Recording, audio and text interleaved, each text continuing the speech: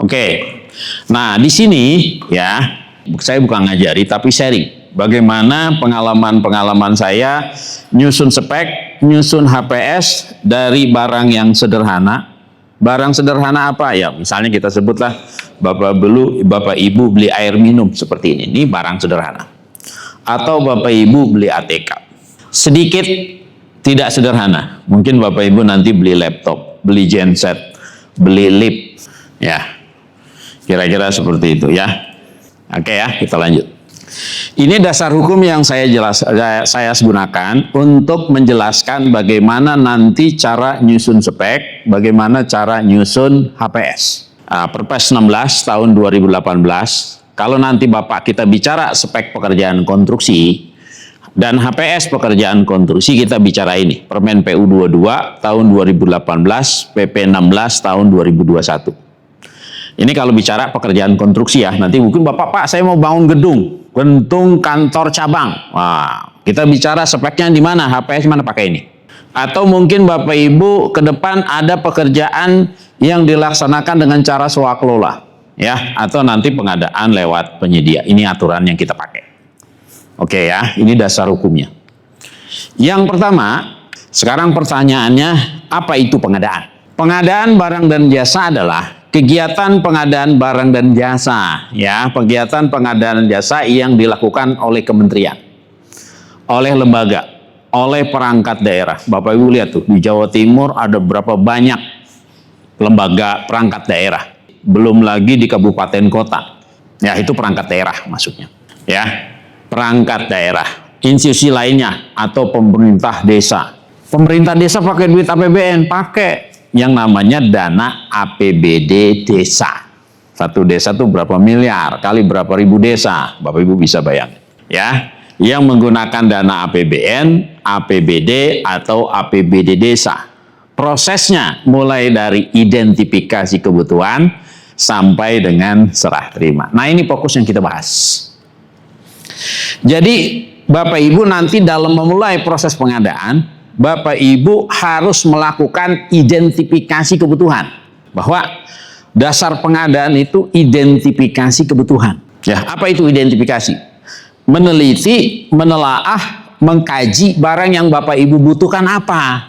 Jangan overspec, jangan underspec. Coba Bapak Ibu bayangin, Bapak Ibu pelatihan, perlu air minum kemasan 600 ml. Cukup nggak bagi Bapak Ibu dikasih kemasan 600 ml? Cukup. Tapi kata pimpinan, kasih yang banyak, kasih orang 1 galon yang 19 liter.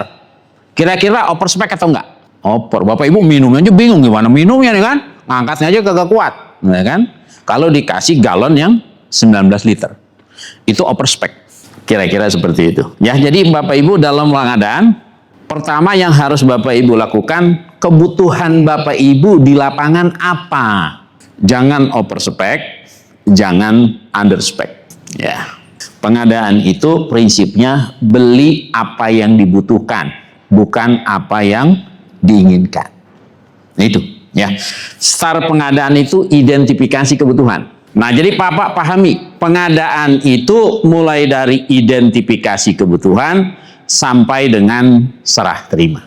Jadi kalau nanti Bapak beli AC, bilang ke penyedia AC, Pak, saya terima AC, terima dingin.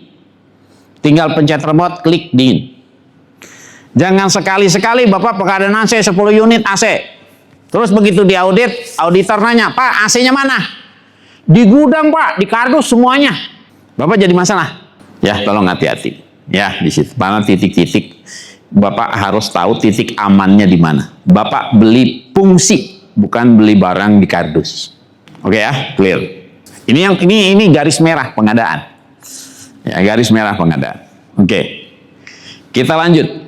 Dalam mengelola pengadaan, Pokja paham tata cara prosedur pengadaan. Dalam melaksanakan pengadaan tadi, mulai dari identifikasi kebutuhan, sampai dengan barangnya bisa diserah terimakan. Apakah Pokja bisa sendiri? Apakah PPK bisa sendiri? Tidak, perlu dibantu oleh tim pengelola kontrak. Orang-orang yang ahli di bidangnya. Kalau nanti Bapak Ibu pengadaan genset misalnya gini, kita sebut 1000 kPa. Sekarang Bapak ngerti nggak ilmunya genset? Enggak. Ya, genset itu ilmunya apaan? Ilmu mesin. Mesin genset itu sama dengan mesin dump truck, Pak. Ilmunya ilmu mesin, ilmu listrik. Ya, artinya nanti pada saat Bapak mau nyusun, yang Bapak perlukan itu berapa kPa, mesinnya silent atau enggak, ukuran kabelnya berapa, itu perlu orang yang ahli di bidangnya. Ini yang di dalam Perpres disebut dengan tim teknis. Jangan Bapak merumuskan spek nebak-nebak, jangan. Kalau bahasa Al-Qur'annya, berilah pekerjaan kepada ahlinya. Kira-kira pernah dengar itu Pak ya? Nah, kalau Bapak beli genset ya cari orang yang ahli genset, di SK-kan dibentuk sebagai tim teknis. Bapak mungkin cari di Dinas ESDM Provinsi, ada nggak di sono orang yang ahli genset? Atau kagak ada di sono Pak, cari di ITS, ada nggak di Fakultas Teknik, dosen yang sekolahnya dulu ilmu teknik mesin? Oh ada. Bapak boleh meng-hire dosen dari ITS sebagai anggota tim teknis. Fungsinya apa? Membantu menyusun perencanaan supaya barang yang dibeli sesuai dengan kebutuhan. Nanti dia yang menghitung, kira-kira Pak Direktur bilang, tolong beli genset yang all copper. All copper artinya seluruh listrik yang ada di tempat Bapak kalau PLN mati bisa tercover oleh genset. Jangan sampai ruang kasir, ruang pelayanan mati. Nah, kira-kira begitu. Begitu PLN mati, hanya kedip sebentar, genset hidup. Nah, itu Bapak perlu orang yang ahli menerjemahkan bahasa lisan, bahasa formal ke dalam bahasa teknis. Ya, di dalam Perpres itu disebut untuk pekerjaan-pekerjaan yang bersifat sangat teknis, berbasis keilmuan, boleh Bapak membentuk tim teknis. Boleh dari internal, boleh. Internal kagak ada, dari eksternal, boleh. Iya, kira-kira begitu Pak. Nah, tim ini yang nanti di SK-kan. Begitu. Jangan Bapak nulis spek, nebak-nebak, itu bahaya Pak. Itu yang disebut dengan tim teknis. Fungsinya apa? Membantu menyusun perencanaan. Nanti membantu menyusun spek. Membantu menyusun HPS. Kira-kira begitu. Itu yang Bapak perlu pahami. Jadi untuk mengelola pengadaan, ibaratnya kalau bahasa tentara, Bapak perlu pasukan. Pasukan orang-orang yang paham keilmuan barang dan jasa yang Bapak Ibu perlu adakan. Di internal kagak ada, boleh meng-hire tim ahli. Dan Bapak perlu dibantu oleh tim pendukung. Kenapa perlu tim pendukung? Tim pendukung itu membantu proses administrasi dan keuangan. Kenapa perlu Bapak bentuk? Bapak perhatikan. Di Perpres itu ada aturan. PPK wajib menyimpan seluruh tahapan dokumen pengadaan. Arsipnya, kalau bahasa awamnya, jangan sampai Bapak Ibu arsip pengadaan berceceran. Karena harus disimpan selama berapa lama undang-undang arsip? 10 tahun. Kalau pengadaan udah selesai dari identifikasi sampai dengan serah terima, disimpan dalam satu kardus, simpan di arsip, lemari arsip. Nah, siapa yang Bapak bantu ini? Yang bantu Bapak ini. Jangan sampai arsipnya berceceran. Ya, supaya kalau Bapak diperiksa, dokumen lengkap, Pak. Ya, oke, kita lanjut ya. Lanjut. Berikutnya, dalam mengelola pengadaan, Bapak Ibu sebagai inisiator, Bapak Ibu tolong sedikit belajar ilmu strategi pengadaan. Apa itu strategi pengadaan? Strategi yang digunakan atau cara terbaik untuk mencapai tujuan pengadaan. Tujuan pengadaan Bapak apa? Dapat output dan dapat outcome. Barangnya datang bisa dimanfaatkan. Itu tujuan Bapak. Ya, Bapak berpikir komprehensif. Strategi pengadaan itu supaya pengadaan yang Bapak Ibu lakukan dapat output dan dapat outcome. Barangnya bisa dimanfaatkan. Tolong itu perhatikan. Itu tujuan pengadaan. Nah, sekarang sebelum memulai pengadaan, Bapak inisiator, tolong Bapak Ibu petakan kebutuhan Bapak. Namanya disebut ini diagram Krajik. Ya, si Peter Krajik ini membagi pengadaan menjadi 4 kuadran. Pertama, barang-barang yang sifatnya rutin. Cirinya apa? Nilainya kecil, risikonya rendah, produk substitusi banyak. Bapak beli barangnya mungkin tiap hari, tiap minggu, tiap bulan Bapak beli. Air minum dalam kemasan, ini masuk pekerjaan yang sifatnya rutin. Bapak beli ATK, masuk sifatnya rutin. Mana? Petakan kebutuhan Bapak, rutin Bapak apa? Itu barang yang kebutuhannya rutin. Yang kedua, barang umum. barang umum ini apa? Barang umum, barang yang nilainya besar, resikonya rendah, mungkin dalam setahun atau 3 tahun, barangnya Bapak cuma sekali beli. Bapak beli laptop, mungkin nggak beli laptop tiap minggu? Enggak. Meja, Bapak mungkin nggak meja, Bapak beli tiap hari? Enggak. Kalau makanan, sangat mungkin. Tapi kalau Bapak beli laptop, mungkin Bapak beli sekarang buat 3 tahun atau 5 tahun. Nah, itu masuk kategori barang leverage. Yang ketiga, barang khusus. Barang yang nilainya kecil, resikonya tinggi. Mungkin secara teratur, Bapak harus rawat. Pasti di tempat Bapak punya mobil. Bapak berani nggak pergi? Mobil udah umur 5 tahun, tapi kagak pernah diservis. Nggak berani, karena menyangkut apa? Keselamatan. Bapak lip di kantor kagak peduli SLO-nya berlaku apa enggak, kagak pernah dicek, nggak pernah diperpanjang. Wah, itu risiko tinggi.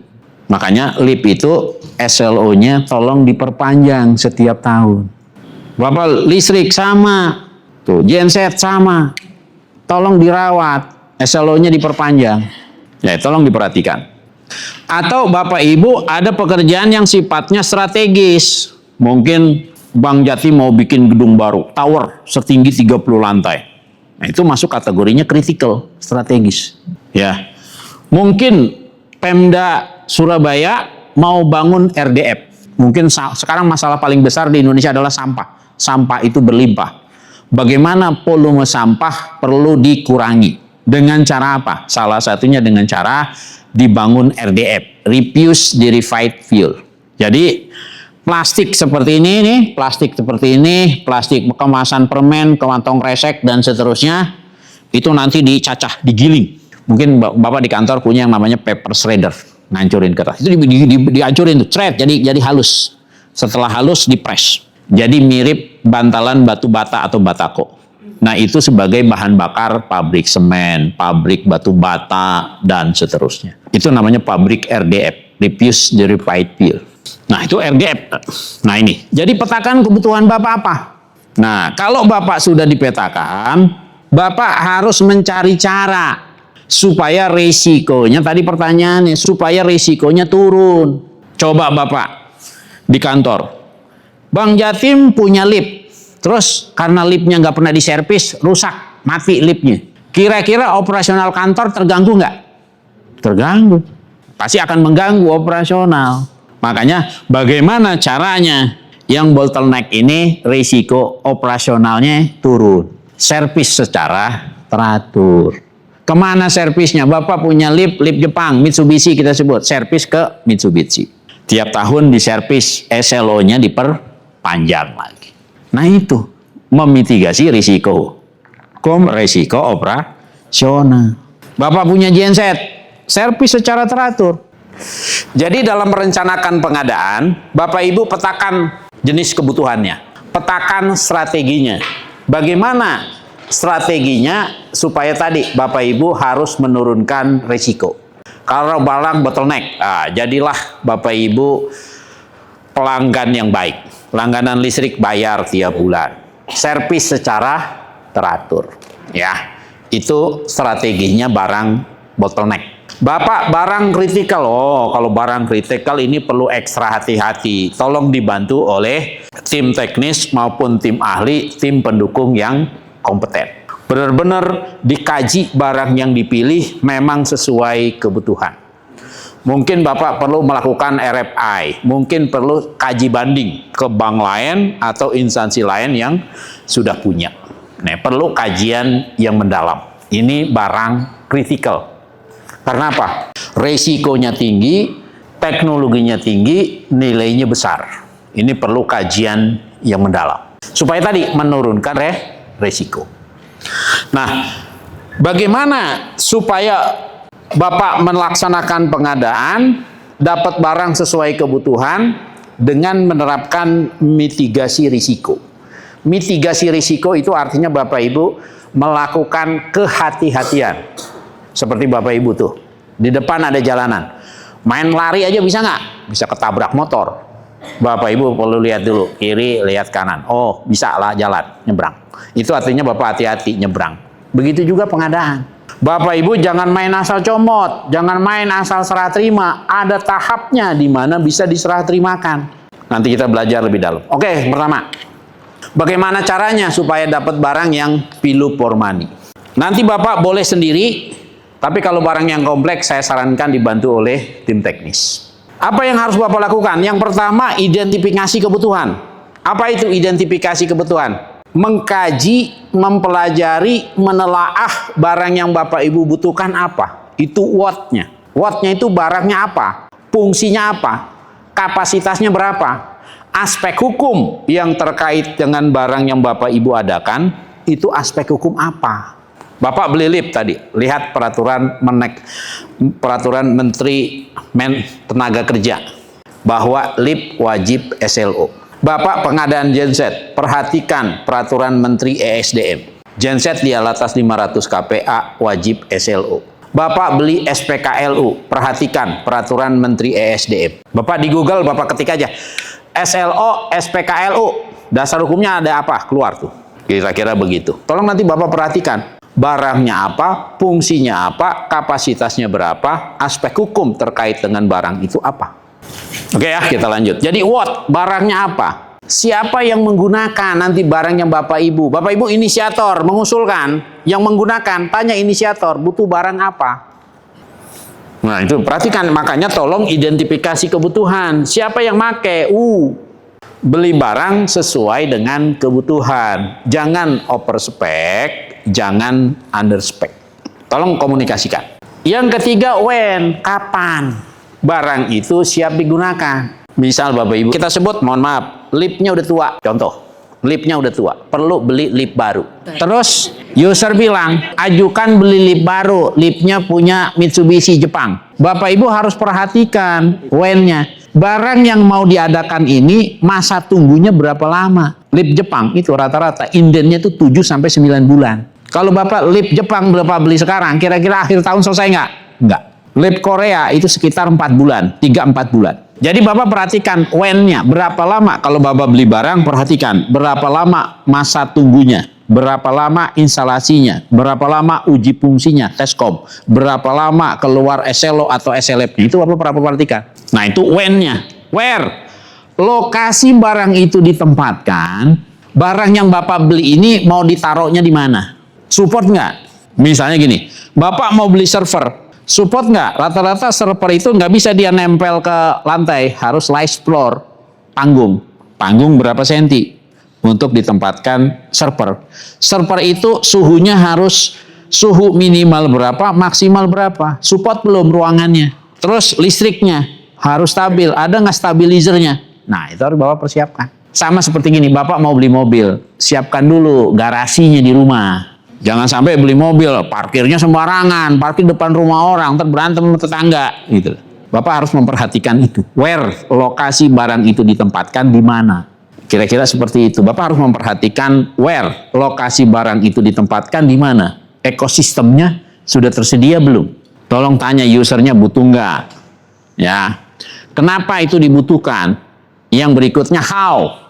How itu bagaimana cara mengidentifikasi kebutuhan? Tadi PA-KPA, ya. Kalau Bapak mungkin direksi membentuk tim teknis. Tim teknis ini yang mengidentifikasi kebutuhan user. Ya, kebutuhan user. Pastikan kebutuhan itu terdokumentasikan. Jangan lisan, tapi tertulis. Setelah teridentifikasi, nanti PPK harus menyusun spek, nyusun HPS, nanti kita masuk ya, nyusun rancangan kontrak. Bisa nggak Pak, spek kita tinggalin, langsung nyusun HPS? Nggak bisa. Ini ibarat ayam sama telur. Oke, pertama, apa Bapak kenali apa itu spek? Spek adalah karakteristik barang yang padanya dapat memenuhi kebutuhan dan keinginan pengguna barang. Itu pengertian spek. Jadi Bapak definisikan kebutuhan Bapak. Apa langkah berikutnya? Ada 5 langkah menyusun spek. Supaya apa? Supaya Bapak jangan sampai salah beli. Apa yang harus Bapak lakukan? Tadi, Bapak diidentifikasi kebutuhan, sudah mendefinisikan kebutuhan. Kebutuhan Bapak apa? Barangnya apa, fungsinya apa, kapasitasnya berapa, aspek hukum yang terkait dengan pengadaan yang Bapak lakukan apa? Ya, kira-kira seperti itu. Misalnya contoh paling sederhana begini. Bapak di rumah, Bapak nih, punya motor nggak? Punya helm? Punya, Pak. Punya, oke. Sekarang saya tanya, kalau Bapak mau beli helm, aspek hukum apa yang Bapak perlu perhatikan? SNI. Helm masuk kategori SNI wajib.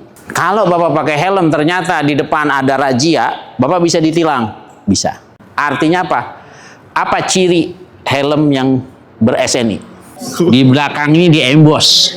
Hurufnya timbul, SNI. Cara nguji SNI itu di pabriknya, dia benar-benar ber-SNI atau enggak? Cara ngujinya apa? Dia dipukul oleh pakai palu, Pak, pada tekanan 2 atmosfer.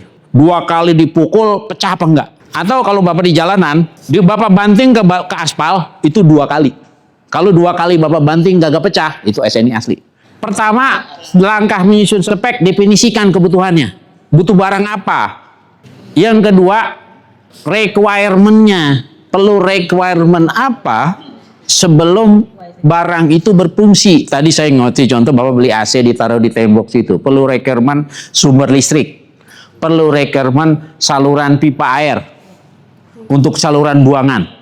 Perlu requirement. Ya, kira-kira seperti itu. Bapak definisikan speknya apa. Terus kalau Bapak kagak ngerti, kagak paham, tadi boleh membentuk tim teknis atau tim ahli, tanya orang yang paham. Gitu. Nah, tanya orang yang ahli. Begitu juga nanti cari informasi ketersediaan produk. Bagaimana cara mencari ketersediaan produk? Bapak bisa banyak cara. Cara yang pertama apa? RFI. Request for Information. Tadi Bapak undang tim teknis, Bapak undang misalnya Bapak beli genset merek A, Bapak undang. Presentasi dia. Genset merek B, presentasi. Genset merek C, presentasi. Sesuai nggak dengan kebutuhan Bapak? Jadi ada undangan RFI, nanti mereka, RFI itu banyak cara. Bisa mereka datang bawa demo produk, Bapak tanya-tanya. Itu RFI secara manual, offline. Bisa juga RFI via Zoom, boleh. Bisa juga RFI Bapak bikin Google Form, minta dia menjawab pertanyaan dan mengupload dokumen yang diperlukan. Nah, itu yang perlu kita perhatikan ini, mencari ketersediaan produk yang ada di pasaran. Kalau di antara produk ini, misalnya kita sebut produk yang ada di pasaran ada 4. Bapak pilih produk yang paling pilu for money. Apa? Handal, proven. Yang kedua apa? Kemudahan operasi. Yang ketiga apa? Suku cadangnya ada. Yang keempat apa? Layanan purna jual. Nah, ini tak mencari produk yang tersedia yang mana.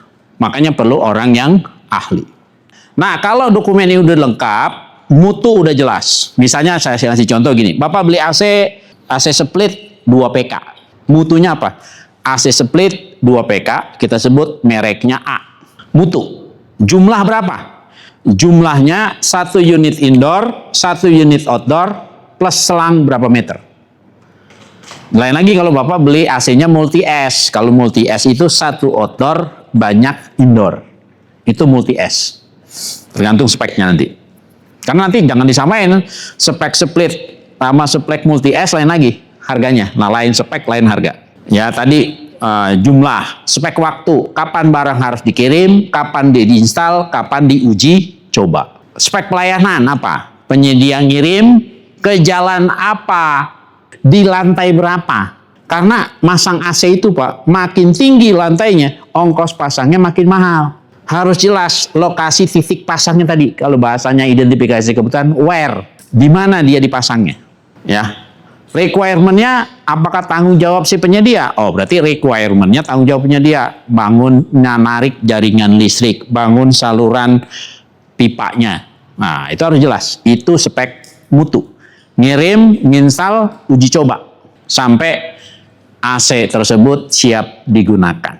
Bapak beli fungsi. Kalau itu udah, baru ditanda tangan BAST. Itu kalau barang yang risiko rendah.